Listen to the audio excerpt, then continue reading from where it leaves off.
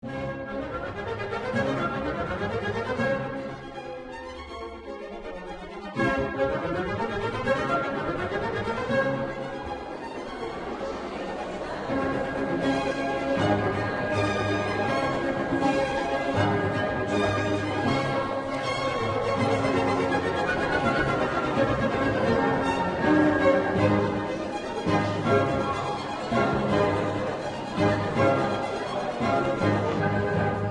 barreau de Montpellier met un point fort sur les droits fondamentaux qui, ne l'oublions pas, sont ceux qui constituent les règles de base d'une société d'humains. Partant de ce principe, qui consiste à dire que les droits fondamentaux sont essentiels pour la vie en commun, nous avons estimé qu'il fallait éveiller la jeunesse à ces droits-là.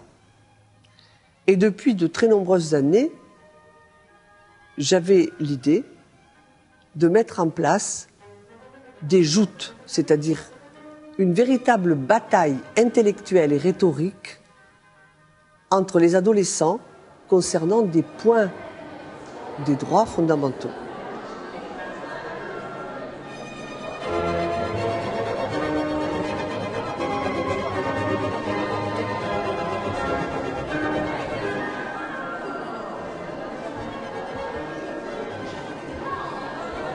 Bonjour à tous, bienvenue au rectorat. Laurent Thieffel, je suis le directeur de cabinet du recteur, Maître Domingo, qui est donc la présidente de l'Institut des droits de l'homme de Montpellier.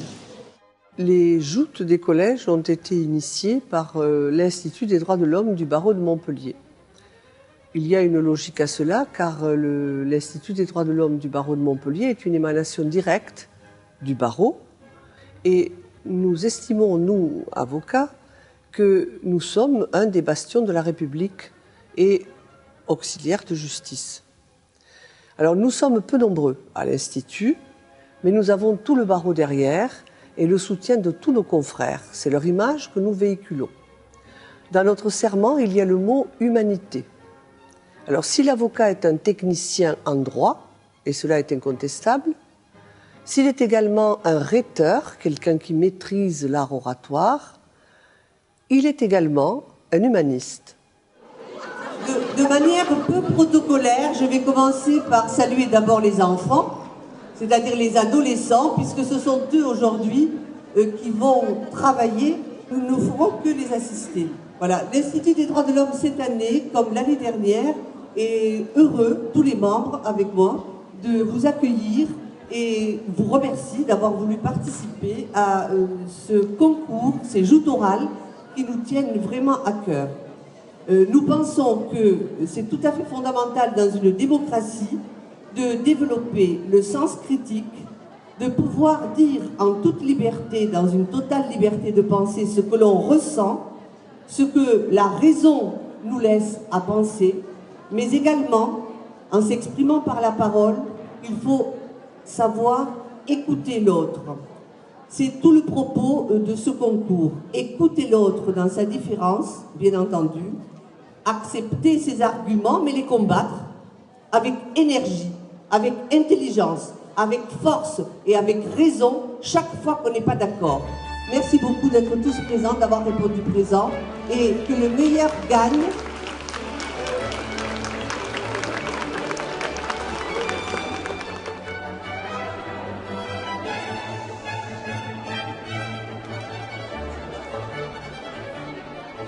Réaliser les joutes, ça voulait dire mettre en place des équipes. Il fallait de la pédagogie. La pédagogie, c'est la part des enseignants, donc il y a toujours un enseignant. Il faut ensuite développer ce côté institutionnel de la justice, comment cela fonctionne. Et pour cela, si les avocats ont quelques compétences, le magistrat est quand même parfaitement placé parce que c'est lui qui rend la justice. Et il y a ensuite toute la partie rhétorique, argumentaire, liée aux droits fondamentaux, aux droits en général, mais aux droits fondamentaux en l'espèce. Et là, ce sont mes confrères qui, je pense, vraiment font leur part de travail. Donc il y a une équipe par collège une équipe de 3 personnes. Je pense qu'on vous a largement expliqué comment ça va se passer. Le modérateur sera amené à vous contrôler, mais aussi vous aider, vous contrôler un petit peu sur le temps. Vous savez que vous avez un exposé de 5 minutes et après, pendant 10 minutes, vous pouvez débattre entre vous avec un tirage au sort, mais le modérateur vous expliquera tout ça.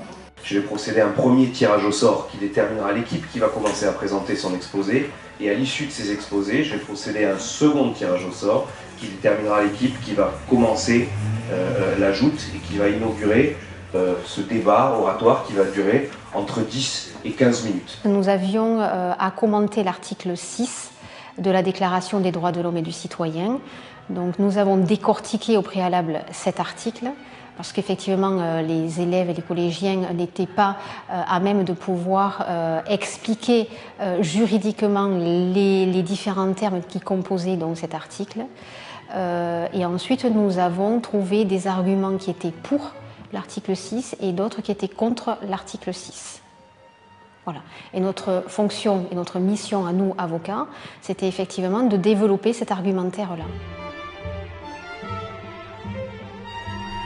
Les élus disposent d'une immunité parlementaire, donc ils ne sont pas obligés de se rendre à une convocation. Alors, pour revenir à ce qu'ils ont dit, les immunités sur les personnes, en fait, c'est pas des immunités directement personnes, c'est des immunités liées au poste. L'année dernière, c'était la liberté à travers l'article 4. Cette année, à travers l'article 6, on est sur la loi. Et la manière dont cette loi peut s'appliquer à tous, à la fois pour protéger ou pour punir. Et l'idée, c'était que nos jeunes puissent se l'approprier en mettant en valeur leur compréhension des textes, de la loi, dans un contexte qui est le contexte qu'ils vivent au quotidien. Et vous dites qu'on n'avance pas, mais forcément on va avancer. Par exemple, il y avait l'esclavage, et ben il a aussi été aboli. Les femmes ont maintenant le droit de voter, donc on avance forcément, même si c'est lent, que c'est compliqué. Vous ne pouvez pas dire que la société n'a pas bougé depuis 1900. On est au XXIe siècle, maintenant il faut un petit peu évoluer, et donc faut plus parler du passé, faut plus dire ah mais c'est bon, les femmes ont le droit de vote, elles devraient être contentes. Non, maintenant il faut parler de maintenant. Que c'est grave qu'au XXIe siècle, les femmes n'aient pas le même salaire que les hommes. C'est totalement, donc si ça évolue, mais beaucoup trop lentement, plus qu'au XXIe siècle.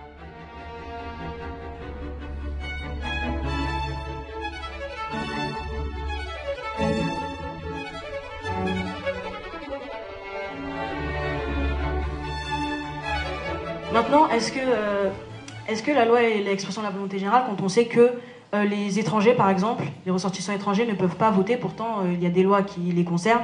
On peut dire qu'ils subissent les lois, ils ont pas leur avis à donner. Donc si c'était la volonté générale, on devrait les écouter aussi. C'est pour ça qu'on leur propose de devenir français. Oui, mais c'est pas tout le monde qui a... C'est le principe de la nationalisation en fait. Si vous n'êtes pas citoyen français, vous pouvez pas... Prenons l'exemple de 2 enfants. Un jeune enfant qui s'appelle Zinedine, qui est dans un collège au milieu d'une banlieue. Ensuite, nous avons l'exemple de Henri. Ses parents sont français. Il est au collège au milieu du centre-ville, une égalité scolaire. S'il se donne les moyens de réussir, il peut y aller là-bas. Après, c'est le choix des élèves. On est dans un quartier, il y a beaucoup de familles étrangères. Certains parents ne savent pas parler français. Pourtant, il y en a beaucoup qui réussissent à l'école. Ma mère ne maîtrise pas très bien le français, pourtant j'ai réussi. Donc tout le monde peut faire pareil.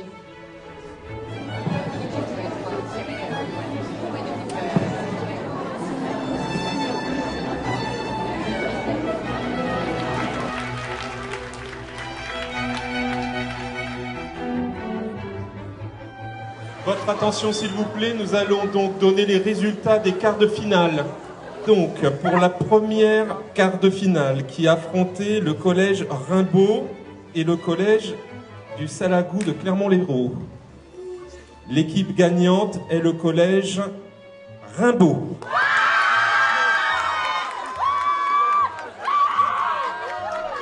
Pour les collèges Lou Trintanel, équipe Mandela, et le collège Joffre, équipe Rousseau, tous les deux très bien nommés, l'équipe gagnante est Joffre. Pour le troisième quart de finale, qui a affronté le collège Foncarade au collège Clémence Royer. Le gagnant est le collège Foncarade. Pour le collège Marcel Pagnol, Café République. Et le collège Étang de l'Or, Montesquieu. Le collège qui a gagné est le collège Pagnol, Café République.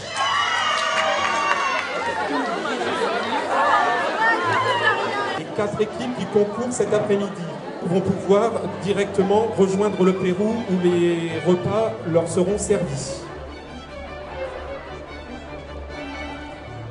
Ensuite, il y a ce pique-nique au Pérou. L'Institut des droits de l'homme offre un pique-nique qui est excessivement apprécié, mais surtout joyeux. Vous avez 210 élèves, 210 adolescents avec 24 adultes dans les jardins du Pérou. Pour l'instant, nous avons eu de la chance, le temps l'a permis, qui dégustent ces petits pique-niques, mais c'est surtout la convivialité, c'est surtout l'enthousiasme qui règne entre eux, c'est surtout, justement, ils parlent, comment ils vont débattre, comment ils ont gagné, comment ils ont vécu les joutes du matin. Et ça aussi, c'est un moment de convivialité extraordinaire qu'ils n'ont pas toujours la possibilité de partager.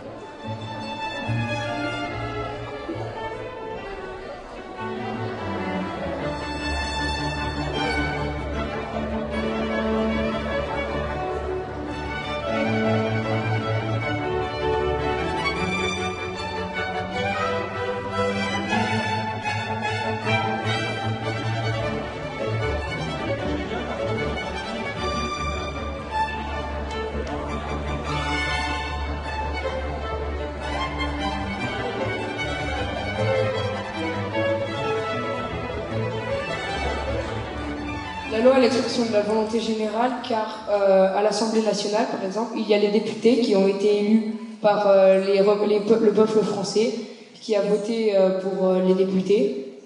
Et donc cela prouve que c'est l'expression de la volonté générale, car c'est la majorité qui l'a emporté. Certes, mais les sénateurs n'ont pas été élus par le peuple, ils ont été élus par les conseillers municipaux, départementaux et régionaux, donc ils n'ont pas été élus par le peuple directement. De plus, tout le peuple français ne vote pas, car ce sont seulement ceux qui ont la nationalité française qui ont le droit de voter. Est-ce qu'on peut parler de volonté générale quand on sait que le Parlement est le porte-parole du peuple? Un porte-parole doit écouter les idées de son peuple avant de prendre des décisions. Le Parlement ne le fait pas, ne demande pas l'avis du peuple avant de voter les lois. Donc est-ce qu'on peut vraiment parler de volonté générale? On vote pour les députés et les sénateurs directement, indirectement. Et donc, quand ils votent des lois, on peut assister, et donc on sait très vite que les votes. Donc on va vous annoncer donc les résultats des demi-finales, et vous connaîtrez ainsi ceux qui participeront à la finale devant le grand jury. La première demi-finale, il y avait donc le collège Pagnol qui affrontait le collège Foncarade. Donc le gagnant est Pagnol.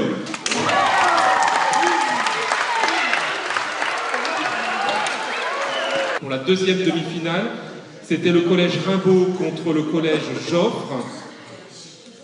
Et le collège qui a remporté cette joute est le collège Joffre. Ils ont pu prendre un premier contact avec la notion de loi, le respect de certaines règles. Ça, c'est déjà vrai dans la vie de tous les jours, en famille, mais la loi avec un grand L, c'est sans doute pour eux une découverte. Alors ce qu'il faut espérer, j'en suis certain, c'est que ces moments qu'ils ont passés ensemble à discuter d'un texte, de l'article 6 de la Déclaration des droits de l'homme, va leur permettre de commencer à échafauder davantage une réflexion intellectuelle pour comprendre ce qu'est la loi, ce à quoi elle sert, ce qu'est la citoyenneté, ce qu'est, ils l'ont très bien expliqué, parfois le droit de vote, la possibilité de s'exprimer, la possibilité de donner son avis. Ce sont des choses très importantes et je pense que pour la plupart d'entre eux, même pour tous, j'en suis persuadé, c'est un moment qui va être perpétué, reproduit, réfléchi maturer et à force, nous arriverons à avoir de véritables jeunes citoyens.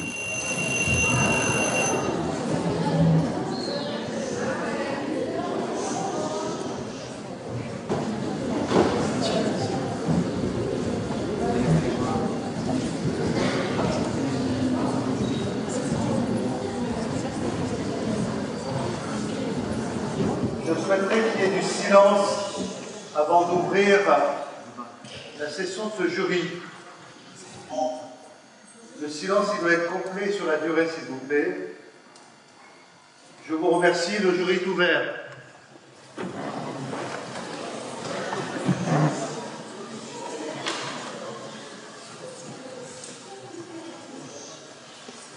Nous sommes ici donc pour le jury du deuxième concours des droits fondamentaux. Je suis le premier président de la Cour d'appel de Montpellier. Ce que je vous propose, c'est qu'on se présente à vous, que vous sachiez un peu qui fait partie du jury. Armand de Pellec-Muller, donc je suis le recteur de l'Académie de Montpellier, recteur de la région académique Occitanie. Moi, je m'appelle Pierre Alex, je suis le procureur général de la Cour d'appel de Montpellier. Bonjour, je m'appelle Bernard Béral, je suis bâtonnier de l'Ordre des avocats de Montpellier qui représente à ce jour à peu près 1200 avocats. Amparo Domingo, je suis la présidente de l'Institut des droits de l'homme du barreau de Montpellier. Et donc nous avons deux collèges qui sont finalistes, le collège Pagnol et le collège Joffre. Ils se sont donné des noms, ils nous expliqueront peut-être pourquoi ce nom. Le collège Pagnol s'est donné comme nom le Café République. Le collège Joffre s'est donné comme nom Rousseau. Les destinataires de ce concours, ce sont des jeunes qui ont 12, 13, 14 ans. Et c'était important de leur montrer que l'État travaille ensemble pour les aider à devenir des vrais citoyens. Et un vrai citoyen doit respecter les institutions et le silence qui doit régner dans une salle de danse. C'est pour cela que le silence a régné. Pourquoi ce silence? C'est pour avoir une véritable qualité d'écoute. Et lorsqu'on écoute l'autre qui parle et qui exprime ses idées, on le respecte. Donc une qualité de silence, une qualité d'écoute, une qualité de respect. Chacune des équipes va nous présenter ce qu'elle a fait, son travail sur l'article 6. Donc vous allez faire une présentation de 5 minutes chacun, puis vous allez débattre pendant 10 minutes. Ça alors, moi qui suis partie de mon pays pour fuir une dictature, j'aimerais bien voter.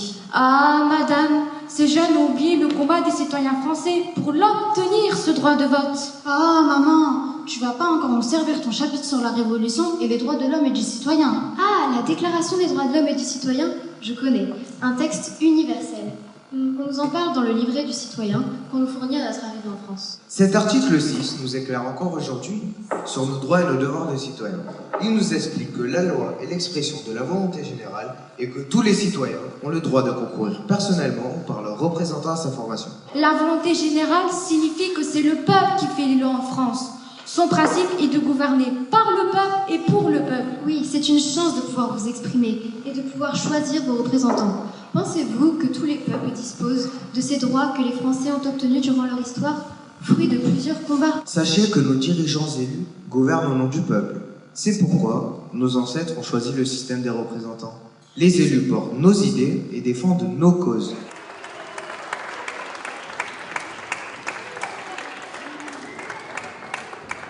Le tribunal Rousseau se réunit aujourd'hui, jeudi 4 mai 2017, afin de statuer sur le bien fondé de l'article 6 de la Déclaration des droits de l'homme et du citoyen de 1789.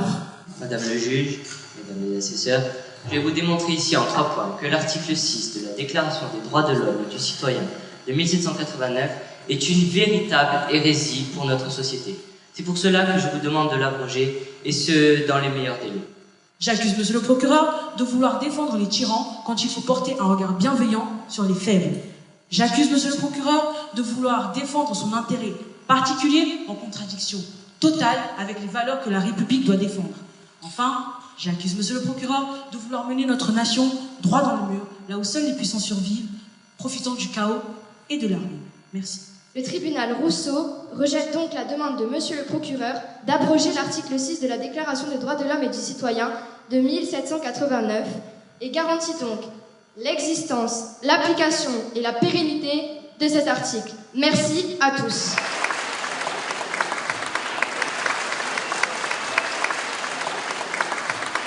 Bien, maintenant, faisons suite à ces deux magnifiques prestations pour la partie contradictoire de cette épreuve d'aujourd'hui, celle qui va opposer deux équipes. C'est donc l'équipe du Collège Joffre qui défendra le pour et qui va commencer ce débat. Nous vous écoutons et bien entendu le jury vous écoute. Je vais prendre la première partie de l'article 6, la loi est l'expression de la volonté générale.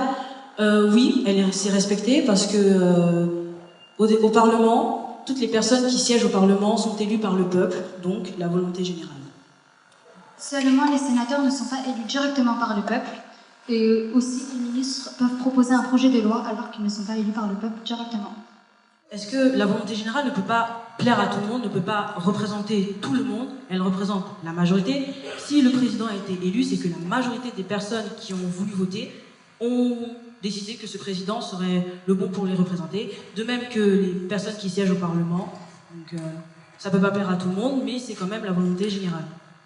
On ne peut pas dire que la loi représente la volonté générale, car seuls ceux qui ont la nationalité française peuvent voter, alors qu'il y a des habitants qui vivent en France depuis des années et qui ne peuvent pas voter.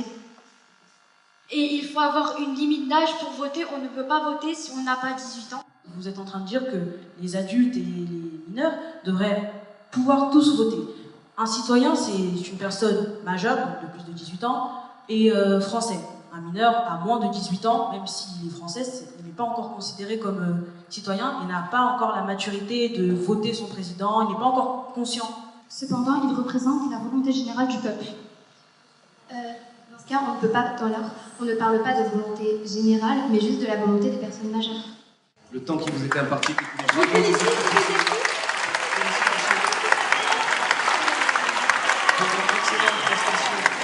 Le jury va se retirer pour délibérer et on va venir tout à l'heure vous dire qui a gagné le deuxième prix du concours des droits fondamentaux. La séance est suspendue.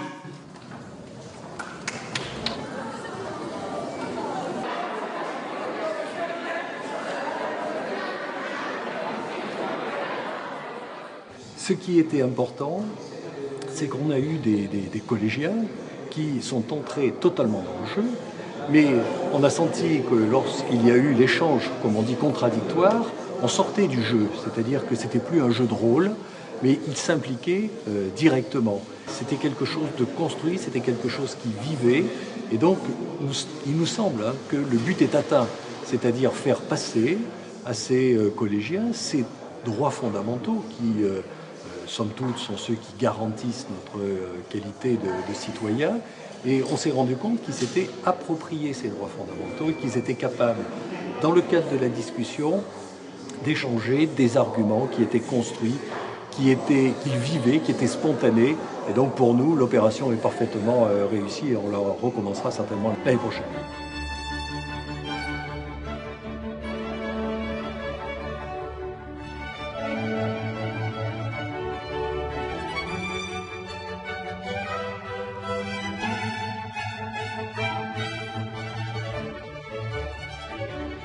Donc le jury a décidé que le collège qui était le vainqueur du deuxième concours académique sur les droits fondamentaux est le collège Marcel Pagnol de Montpellier.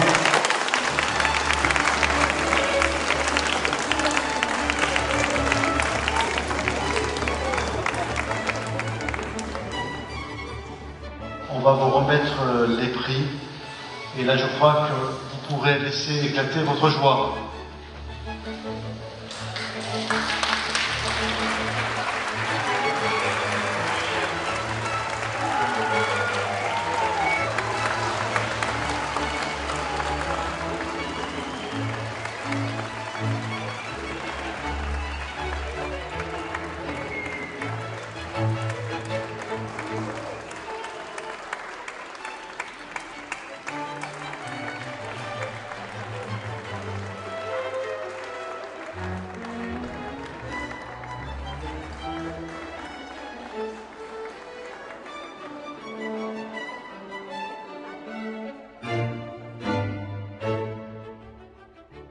Si nous avons aimé ce mot de joute, c'est parce que nous voulons inculquer aux adolescents cette force de la parole, cette force de la vérité ou de la conviction que donne une pensée libre.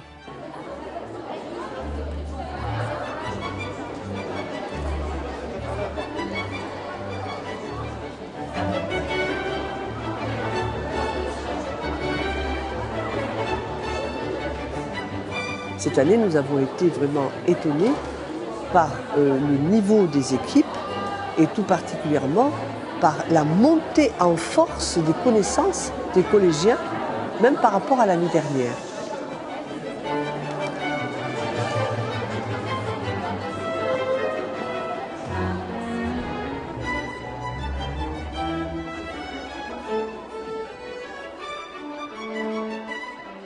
Nous avons effectivement travaillé la diction, nous avons travaillé le débit de parole, l'articulation, parce que la voix était un instrument important pour se faire entendre dans la salle du tribunal.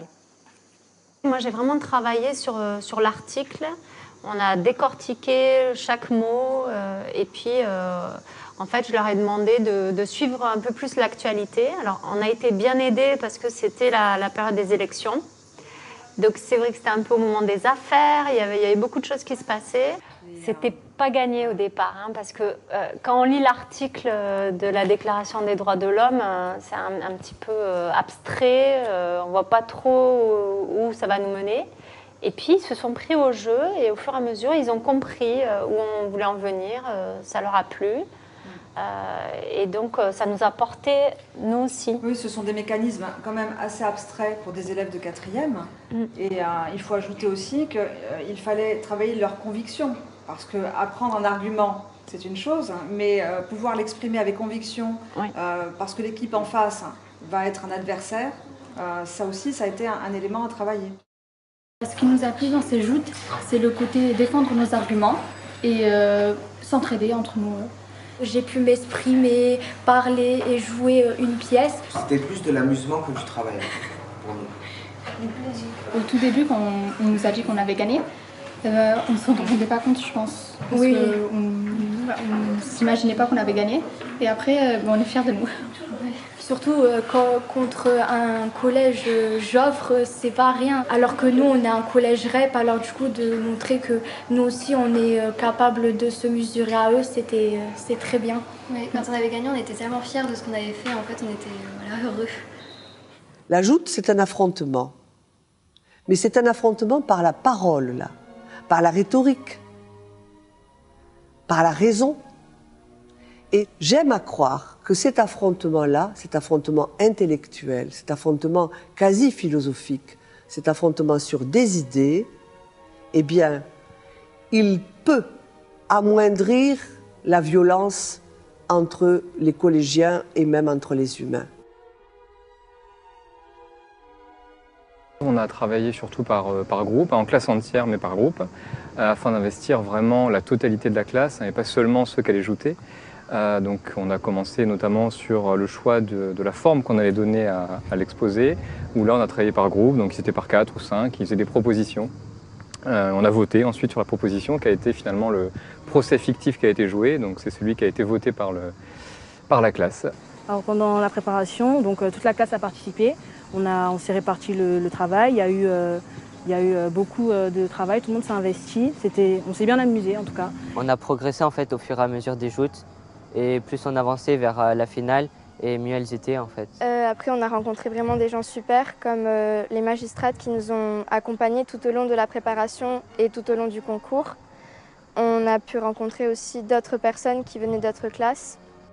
Le fait d'accepter l'autre me paraît tout à fait fondamental et je pense que ces joutes-là y participent.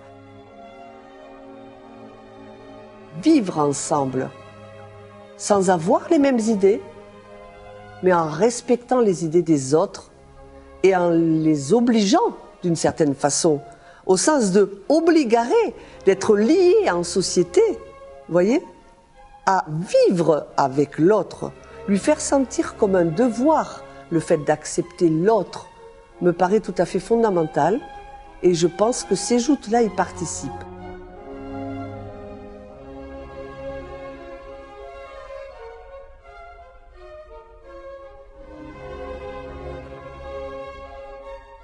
C'est vraiment un projet que je recommande à toutes les classes de 4e, dans la mesure où c'est un beau moment qu'on partage avec les classes. On les voit se transformer, on les voit se réaliser. C'est vraiment un moment où j'ai pris beaucoup de plaisir à accompagner ma collègue dans son travail ainsi que ses élèves et où j'ai ressenti une énorme fierté. En fin de journée, j'étais tellement fière du travail accompli. Ça a permis vraiment que certains élèves se révèlent. Moi, j'ai découvert des personnalités alors que quand même je les connaissais depuis un petit moment. En particulier ceux qui sont là aujourd'hui, se sont vraiment révélés, ont fait des choses extraordinaires auxquelles je ne croyais même pas moi-même. Ils ont vraiment dépassé le seuil de performance que moi je voyais en eux et ils sont vraiment allés au-delà. Donc franchement, ça a été super. Franchement, il faut y aller, c'est une seule fois dans ta vie. Donc en fait, il faut la prendre et ne pas la rater. Parce qu'au moins, peut-être pas que ça va nous servir, ça va servir dans d'autres projets, dans d'autres choses dans la vie en fait. On a pris beaucoup de plaisir à travailler, c'est pas un projet en fait qui s'est opposé à nous, parce que nous-mêmes on voulait le faire. Et du coup, vu qu'on prenait du plaisir, on voulait aller encore plus loin. Et il y a des choses qu'on ne savait pas, qu'on a appris, qui vont nous servir plus tard. Une superbe journée, très bien organisée, et qui laissera, je pense, un super souvenir à nos élèves et qui va leur servir dans cette manière de s'adresser aux autres et de s'engager dans un projet. Dans une joute, certes, vous voulez être meilleur que votre voisin, mais pour être excellent, vous devez d'abord apprendre à l'écouter. Certes, pour mieux le vaincre, mais vous devez l'écouter.